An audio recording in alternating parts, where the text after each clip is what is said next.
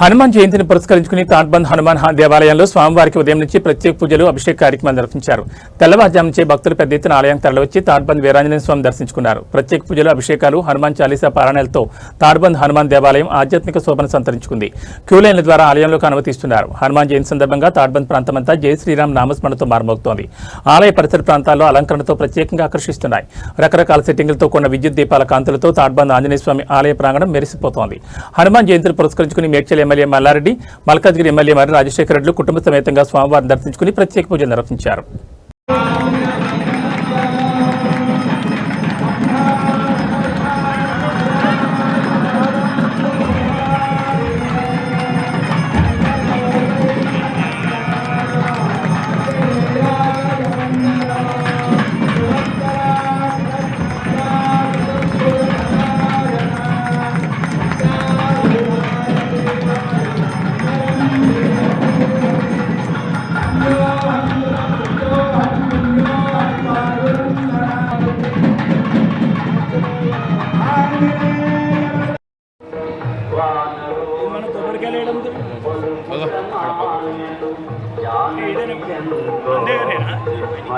ఇక్కడ ఉన్నారా? ఇక్కడ షాప్ పెట్టలే వాడు.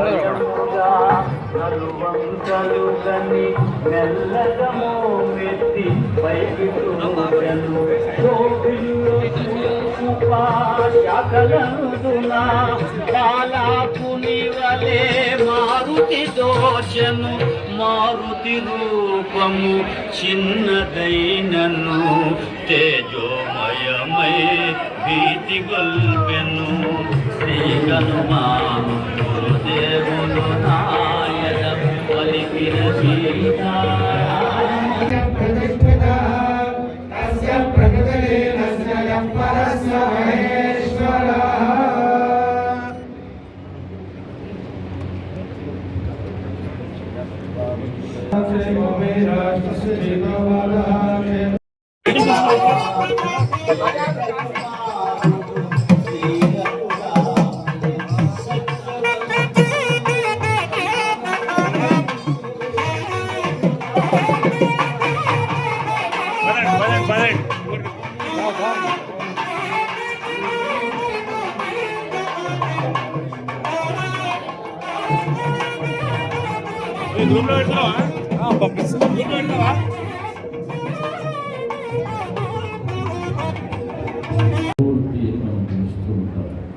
సూర్యుడు యొక్క జీవశక్తి దగ్గరగా ఉన్నటువంటి పృథివీ ఇత్యాదుల ఎందుకు ఒక 8 నిమిషాల్లో కిరణాలు ప్రసరించడం, మళ్ళీ ఒక 8 నిమిషాల్లో తిరిగి సాయంకాలం పూట మరలడం, ఇవన్నీ కూడా దూరాన్ని బట్టి ఉన్నప్పటికీ కూడా లోకానికి ఆధారభూతమైనటువంటి శక్తి సూర్యశక్తి. అది వాక్కుకైనా మనస్సుకైనా సూర్యశక్తి ప్రపంచంలో ప్రసరిస్తున్నది అంటే మనస్సు మేలుకుంటుంది. సూర్యశక్తి శరీరంలో నుంచి వెనక్కి వెళుతోంది అంటే మనకు దేహానికి నిద్రావస్థ వస్తున్నది. నిద్రావస్థ దేనికి వస్తుంది అంటే ఇంద్రియాలకు కాదయ్యా వాక్కుకు వస్తుంది.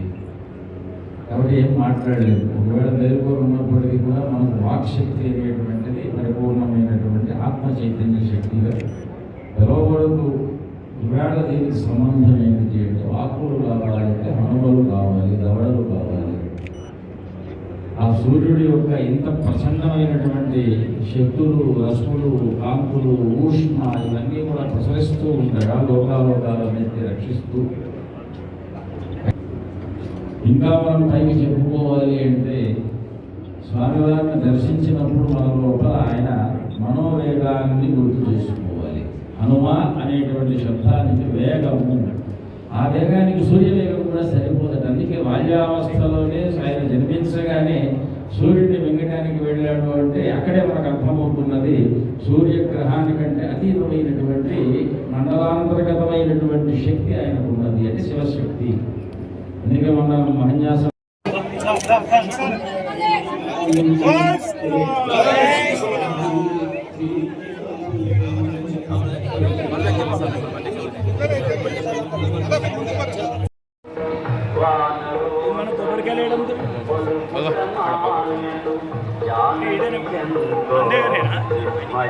ఇక్కడ ఉన్నారా? ఇక్కడ షాప్ పెట్టలే వాడు. కలువంకలు గని మెల్లగమో మెత్తి పైకి తూగను గోపిల్లు శాఖలందున బాలాకుని వలే మారుతి దోచను మారుతి రూపము చిన్నదైనను తేజోమయమై భీతి గొల్పెను శ్రీ హనుమాను గురుదేవులు నాయన పలికిన సీతా. ఈరోజు వీర హనుమాన్ జయంతి నగర ప్రజలకి అందరూ కూడా నా తరఫు నుంచి హైదరాబాద్ సిటీ పోలీస్ తరఫు నుంచి శుభాకాంక్షలు.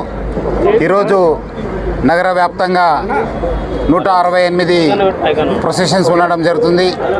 నేను ఇక్కడ గౌలిగూడ హనుమాన్ టెంపుల్ నుంచి ఇక్కడ యజ్ఞం చేసి ప్లస్ పూజ చేసి ఈరోజు ఇక్కడ నుంచి ప్రొసెషన్ ఇప్పుడే స్టార్ట్ అవుతుంది. ఆల్రెడీ కర్మన్ ఘాట్ నుంచి ప్రొసెషను ఉదయం 10 o'clock స్టార్ట్ కావడం జరిగింది. అది వచ్చి ఇక్కడ కోటి ఆంధ్ర బ్యాంక్ దగ్గర కలవడం జరుగుతుంది. తర్వాత ఈ ప్రొసెషన్ను దాదాపు 12 కిలోమీటరు అక్కడ తాడబంద్ దాకా చేరుకుంటుంది. సో మొత్తము బోత్ మన Malkajgiri Hyderabad city police commissionerates ఉన్న ఆఫీసర్స్ అందరూ కూడా మన బందోబస్తులో ప్లాన్ చేయడం జరిగింది. దాదాపు 3000 పైన సిబ్బంది బందోబస్తు చేయడం జరుగుతుంది. 2 కమిషనరేట్లు ఈ ఒక ప్రొసెషన్ ఉండడంతో 2 కమిషనరేట్లు కూడా అందరూ కూడా కోఆర్డినేట్ చేసి అట్లానే ఇక్కడ ఉన్న ఈ organization committee Srikanth plus other వాళ్ళ మెంబర్స్ కూడా మనం కోఆర్డినేట్ చేయడం జరిగింది. మొన్నే కూడా మనము మీటింగ్ కూడా ఏర్పాటు చేశాను. ప్రొసెషన్ కూడా చూడడం జరిగింది. వాళ్ళు కూడా గత సంవత్సరం కూడా బాగా సహకరించారు. ఈసారి కూడా అట్లనే సహకరించి ఈ ఒక్క హనుమాన్ జయంతి కూడా నగరంలో పీస్ఫుల్ చేయడానికి బాగా వాళ్ళు సహకరిస్తారని చెప్పి నేను ఆశిస్తున్నాను. ప్రతి పండుగని హైదరాబాద్ ప్రజలందరూ కూడా బాగా సహకరించారు హైదరాబాద్ సిటీ పోలీస్కి, ప్రభుత్వానికి.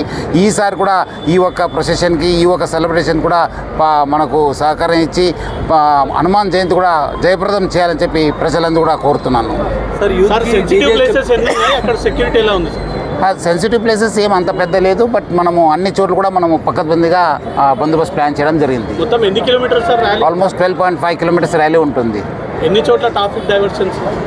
అంటే ఒకటే దగ్గర ఉంటుంది. అక్కడ మెయిన్ మన ముషీరాబాద్ దగ్గర మనము ప్లాన్ చేస్తున్నాం. బాకీ దగ్గర కూడా మనము ఆల్రెడీ ఉన్న బందోబస్తు ప్లాన్ చేయడం జరిగింది. అన్ని సీసీటీవీ కెమెరాస్ అన్ని సీసీటీవీ పెట్టడం జరిగింది. ప్లస్ డ్రోన్స్ కూడా యూజ్ చేయడం జరిగింది.